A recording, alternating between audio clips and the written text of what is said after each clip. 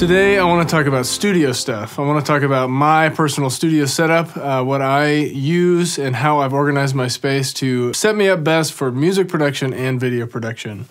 So I do work from home. I feel like that's very common in the freelance world. Someday I'd love to have a studio where I can go to, but for now I work from home and I think that's great. We've got space for it and that works. So the first thing for me, and one of the most important from a music production standpoint, is acoustics.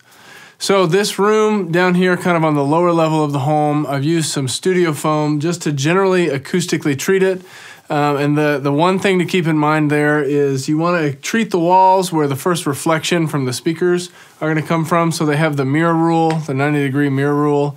You run a mirror along the wall, and when you see the speaker on the opposite side for the first time, that's where you place your acoustic treatment. The other thing is to have your setup in the direct center of the room so there's not any strange reflections coming off the walls because of being off-center. And you want the perfect triangle between your two monitors and your two ears. So you basically set up yourself in the sweet spot, all equal distances between the two monitors, between both monitors and your face. So that is how that works. From a monitoring standpoint, I use the JBL LSR 308s. I like them a lot. They're on the lower end of professional cost, which is really helpful for me, but they do have really good clarity on the high end and low end. I actually have the sub as well that goes along with it. I think that's really helpful at giving some of those low frequencies when you're trying to monitor your music. And what I use to power those is my Universal Audio Apollo Twin Duo. I really like that a lot. It's a very new purchase for me. I used to use this M-Audio. I can't talk like that. I used to use this M-Audio M-Track Quad, and honestly, it was terrible. It recorded okay, but M-Audio just never kept up with the times. I never had drivers for the current Mac OS that I was on, and it just popped in and out. It destroyed my audio multiple times. So I use it as a monitor stand now for my little TV extra monitor here, and that works great. One thing that's a newer addition for me that I really, really love is this Golden Age Pre-73 Mark II preamplifier. This will take your signal, boost it, add some really nice analog color to it. That's what I'm using currently. I'm recording on the Rode mic up here, and that's going through the Pre-73 into the Apollo, into Logic, as you can see right here.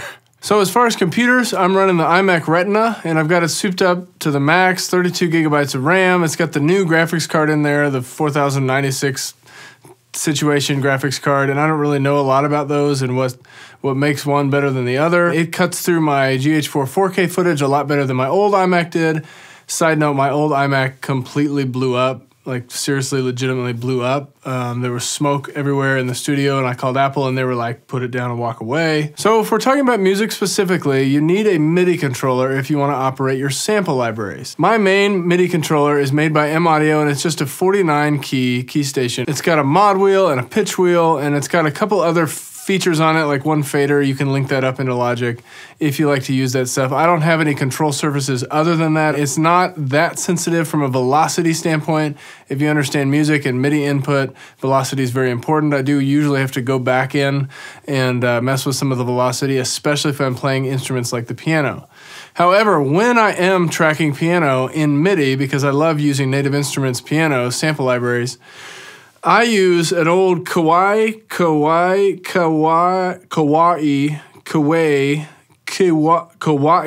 fully weighted 88 key keyboard, and it's basically just an electric piano that was really popular 10, 15 years ago. And I use it as a MIDI controller where I take the MIDI outs from that old keyboard, bring it into the computer, and work that way. That way I've got all 88 keys if I'm doing any sort of piano tracking, and it's really good to have. Some of the sample libraries I use are Native Instruments. I use all their pianos, some of their synthesizers, but from sample standpoint, pianos from Native Instruments are really great.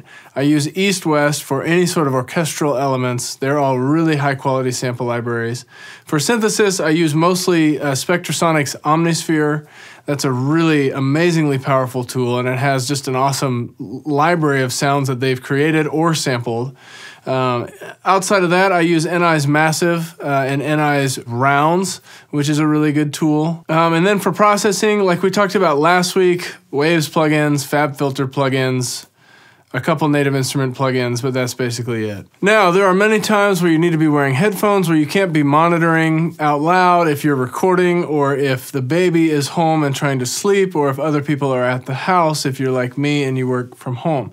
So, invest in a really good pair of headphones. I personally am a big fan of Sennheiser, and I have the Sennheiser HD380 Pro headphones. These are a closed pair of headphones. They're really well insulated. I forget how many decibels they do reduce, but when you have them on and you're listening to any sort of audio, it's hard to hear anything outside of them. They're excellent. Their frequency range is across the board better than anything I've ever heard in this price range, which is I think these are $120 or $150, or maybe they're $100. I'll tell you a little backstory on these. I have the HD280 Pros, and I've had them for 10 years.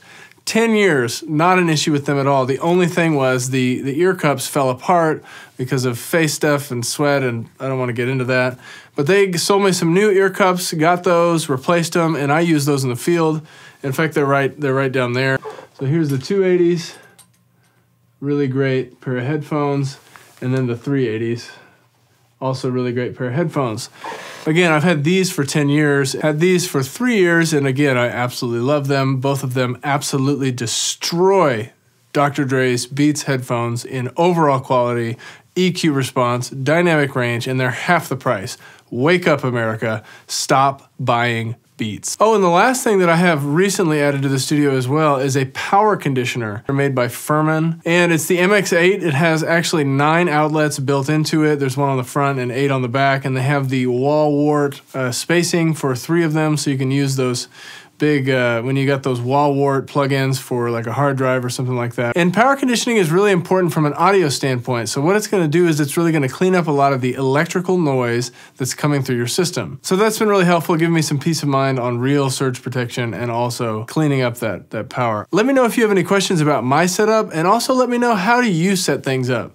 How does your studio look, and what kind of tools and pieces of gear do you use to best produce video and or music? As always, if you have any questions or comments, leave them below, or thoughts on something I should cover in the future. Otherwise, I'll see you next week.